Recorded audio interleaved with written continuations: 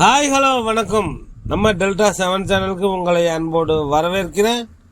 நம்ம இப்போ பார்க்க போகிறது தக் லைஃப். கமல்ஹாசன் கன்னட மொழி குறித்து பேசிய பேச்சு தான். தக் லைஃப் திரைப்படம் மணிரத்னம் டைரக்ஷனில் கமல்ஹாசன் நடித்து தயாரித்த இந்த திரைப்படத்துக்கான ஆடியோ லான்ச் சென்னையில் நடைபெற்றது. அந்த நிகழ்ச்சியில் கமல்ஹாசன் அவர்கள் பேசும்போது சிவராஜ்குமார் குடும்பம் குறித்து பெருமையாக பேசிட்டு, என் அண்ணன் மகன், நான் அவருக்கு சித்தப்பா என்றெல்லாம் பேசிவிட்டு, தமிழில் இருந்து பிறந்தது தான் கன்னடம் அப்படின்னு சொல்லிட்டார். அது மட்டும்தான் சொன்னார். கர்நாடகாவில் உள்ள கன்னட அமைப்புகள் தக் லைஃப் போஸ்டர் கிளிப்பு போராட்டம் பண்ணுறது கமல்ஹாசனுக்கு பகிரங்கமாக மன்னிப்பு கேட்கணும்னு சொல்ல ஆரம்பித்து விட்டார்கள்.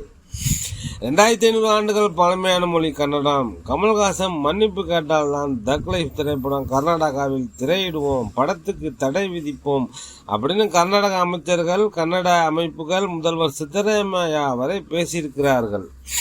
Kannada film chamber, Kannada cinema வர்த்தக சபை 24 மணி நேரத்தில் கமல்ஹாசன் மன்னிப்பு கேட்கணும், இல்லைன்னா படத்துக்கு தடை விதிப்போம் அப்படின்னு சொல்லியிருக்காங்க. கமல்ஹாசனிடம் செய்தியாளர்கள் இது குறித்து கேட்டபோது அவர் அன்பு ஒருபோதும் மன்னிப்பு கேட்காதா அப்படின்னு சொல்லியிருந்தார். கமல்ஹாசனை நன்கு அறிந்தவர்கள் அவர் மன்னிப்பு கேட்க மாட்டார், வருமானத்தை காட்டிலும் தன்மானம் பெரிது என நினைப்பார் என்று சொல்கிறார்கள்.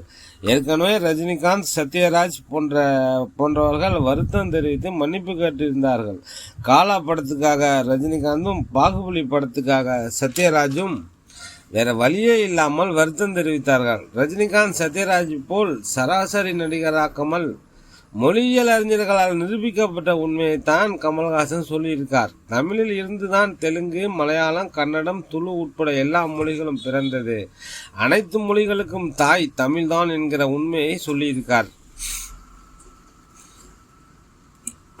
70% தமிழ், 30% சமஸ்கிருதம் கலந்தது மலையாளம், 60% தமிழ், 40% சமஸ்கிருதம் கலந்தது தெலுங்கு, 50% தமிழ், 50% சமஸ்கிருதம் கலந்தது கன்னடம். ஆனால் கர்நாடகாவில் உள்ளவர்கள் 2000 ஆண்டுகள் பழமையானது கன்னடம் செம்மொழின்னு குறிப்பிடுகிறார்கள்.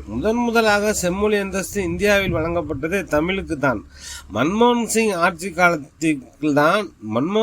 ஆட்சி காலத்தில்தான் இந்த செம்மொழி அந்தஸ்து வழங்கப்பட்டது. அது முதலாக தமிழுக்கு தான் வழங்கப்பட்டது.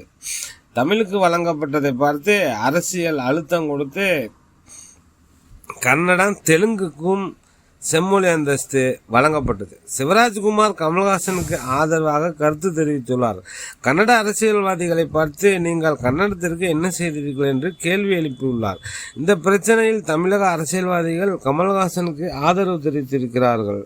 சினிமா நடிகர்கள் யாரும் இதுவரை கமல்ஹாசனுக்கு சப்போர்ட் பண்ண மாதிரி தெரியல. 4 தினங்கள் கழித்து நடிகர் சங்கத்திலிருந்து கமல்ஹாசனை பாராட்டி ஒரு அறிக்கை வெளியிட்டார்கள். எல்லாவற்றுக்கும் அவங்க படம் வரும்போது சிக்கல் வரும்னு பயப்படுறாங்க. கர்நாடகாவில் ரிலீஸ் செய்ய முடியாதுன்னு அமைதியாக இருக்காங்க. இந்த தக் லைஃப் திரைப்படம் கர்நாடகாவில் வெளியாகவில்லை என்றால் தயாரிப்பாளராக கமல்ஹாசனுக்கு 10 கோடி நஷ்டம் வரும். ஆனால் கர்நாடகாவில் மிகப்பெரிய படங்கள் எடுத்துக்கொண்டிருக்கிறார்கள்.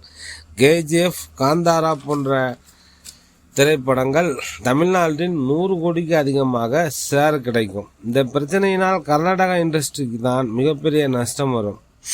கமல்ஹாசனுக்கு ஒரு எக்ஸ்ட்ரா விளம்பரம் தான். வட இந்தியாவில் மிகப்பெரிய மார்க்கெட் இருக்குது. வட இந்திய சேனல்கள் NDTV, இந்தியா டுடே போன்ற முன்னணி சேனல்கள் நொடிக்கு நொடி கன்னடம், கமல்ஹாசன், தக் லைஃப் சான்ஸ்கிரிட் குறித்து விவாதம் நடத்தி தக் லைஃப் திரைப்படத்துக்கு மிகப்பெரிய ஓப்பனிங் கொடுத்திருக்கிறார்கள். ஆகையால் இந்த படம் 1000 கோடி அடிக்கும் என்று சொல்கிறார்கள். கர்நாடக தியேட்டர்கள் கிடைக்காவிட்டால் OTTயில் படம் வெளியாகும் என்று எதிர்பார்க்கப்படுகிறது. இன்னும் சில தினங்களில் பொறுத்திருந்து பார்ப்போம் என்ன நடக்கிறது என்று. தக் லைஃப் வெற்றி பெற வாழ்த்துவோம்.